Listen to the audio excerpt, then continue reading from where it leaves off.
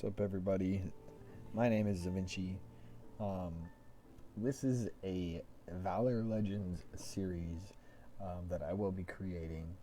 This is going to be the first video of the series, and so today I would just like to go over all the things that I have, all the characters that I have, so everybody can see where I am starting the series at. I am, as you can see, VIP rank 13 up here. I will actually go back and show you up here. So I do have that benefit. I know that there is some advantage to VIP. I don't think that you have to be at 13 to get that advantage, but being able to receive like extra rerolls on bounties and getting extra gems is great. The main thing though that I wanted from the VIP was being able to select which character from the wish list. That becomes very useful and helps you complete a lot of your heroes later on. And so we'll go ahead and start right here with our heroes. As you can see, I have I believe this is 20 11 stars. When they have the red border with the 5 purple stars, that's considered a 10 star. And then when they have just a single yellow star without the 1, that's an 11 star. And a 16th star is a gold star with a 5 on it. We're going to go ahead, I'm going to just start with the first character here and just go down my list.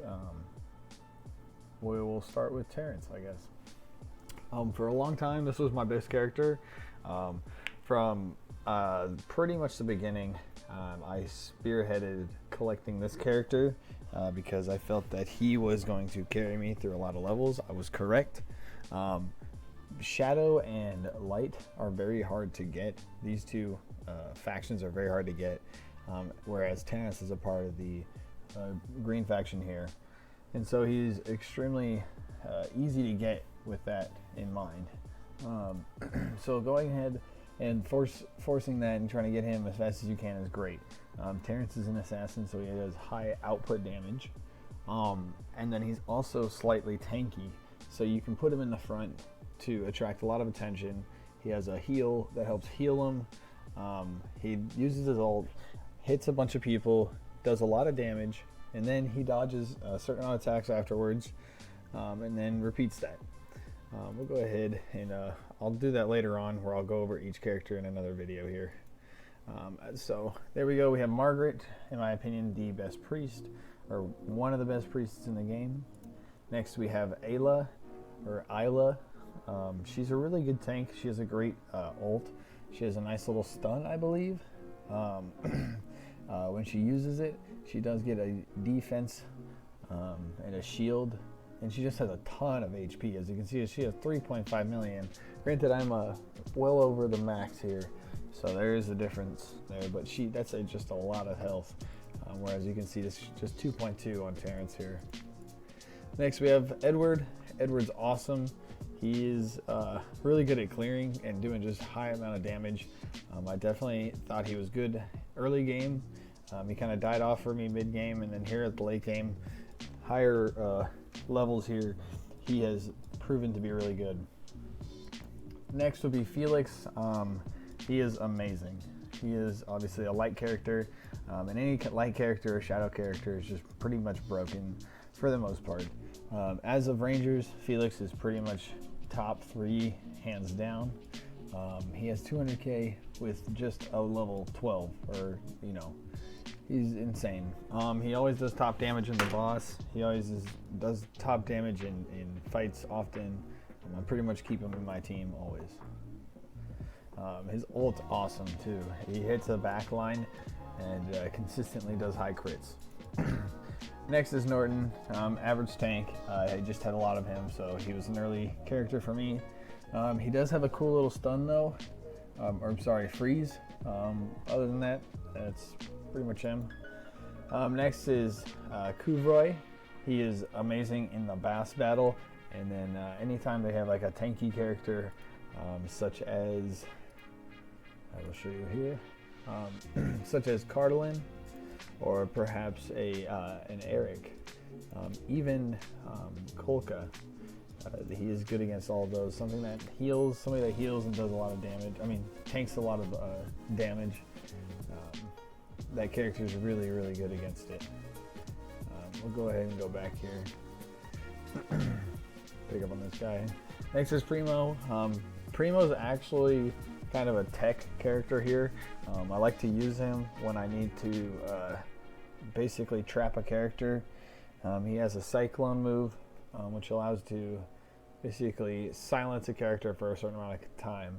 And so it helps either like alleviate a stun or some sort of damage, or if you want to change like the type of aggro, you can use him as well. Next is Darby. She just hits hard. I just had a lot of her, so she's just an extra character here. Next is Ixlot. I just picked up Ixlot from the Light faction.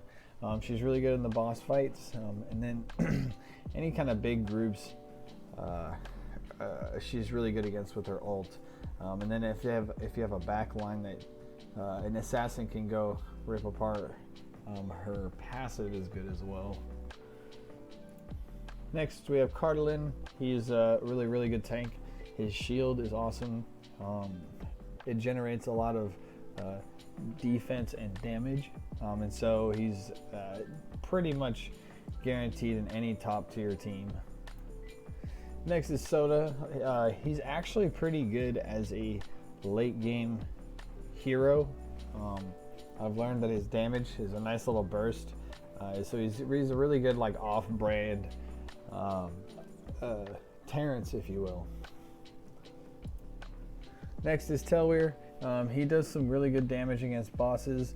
He does good damage over time, and then if the enemy team is lined up, he's good as well because his buckshot goes past and goes through multiple characters. But I do not use him that often. He's just kind of a different tech there. Next is Lucia. She's really good with her buff. In fact, I use her in the raid boss fight to help buff my rangers. Sweet looking priest as well. Next we have Frode. Frode has a cool defensive debuff where he can help reduce the attack. He also has a stun chance as well. So he's another interesting tech, kind of like Primo. Next is Nerissa. Great high output assassin. High damage output assassin. She's good in the boss fights when she's maxed out. And just kind of a cool little tech with Terrence when you want to like slam down damage. She was a really good assassin until they just released a new assassin, which I will show right now. His name is Shinobu. He's just like a super version of her in my opinion, where he has high output damage from the get-go, and then when he ults he has another form of high output damage. Let's go back here. And we did miss one here, or a couple here. We did miss my Renee.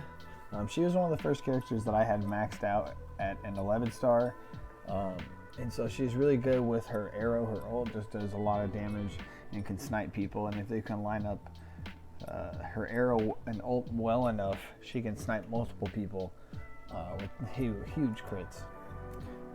Next we have Lionel, just a classic tank, just really cool with his the way he can regenerate health and actually chip away with his ult when he starts doing his whirlwind.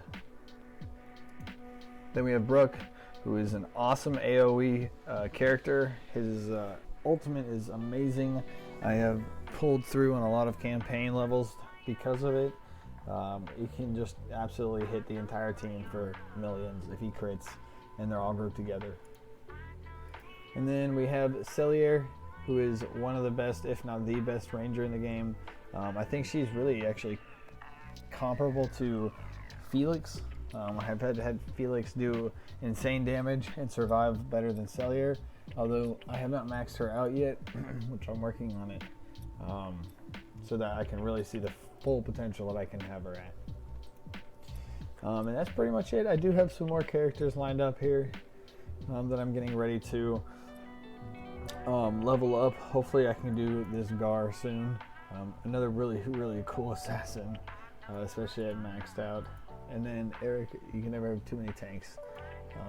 I definitely suggest investing into priests early on if you can, as they will be necessary late game, although there's not very many good ones. Margaret is pretty much a must-have. I do think that this character is pretty good. Flora, she's okay as well. And then eventually, if you really have someone that does a lot of damage, you could have an Arcus, which I plan on getting an Arcus soon, because he spreads damage, and that'll help your team survive a little bit longer if you're getting beat out. That's pretty much my team here. It's pretty much a long grind here. You gotta kind of take what the game gives you and hope for the best. I mean, you can't really control it too much. Unless you have the wish list. The wish list does save a lot of time. You can't do the shadow or light, but it definitely does help you complete some rosters and fill out some teams so you can be more useful in the guild fights and such. Alright guys, thanks for watching my video. This is just going to be the first video of many on this series. I just wanted to talk about how I view this game and what I do. I'll have a lot more topics that'll be a lot more specific. I just want to say thanks for watching. Please like and subscribe.